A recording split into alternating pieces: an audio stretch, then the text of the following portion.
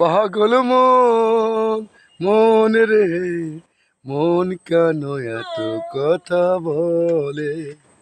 পাগল মন, মন রে মন কেন এত কথা বলে?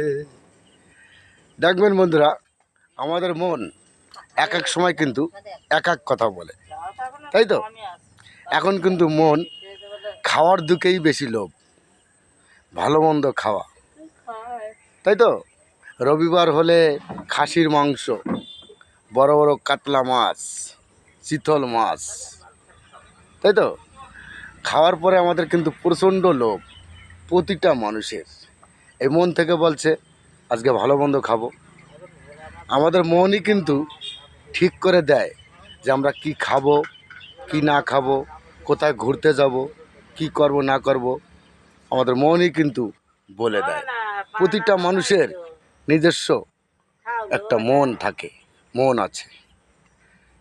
আমাদের মন আপনাকে ভালোর দিকেও যেতে বলবে, আবার খারাপের দিকেও যেতে বলবে, তাই তো?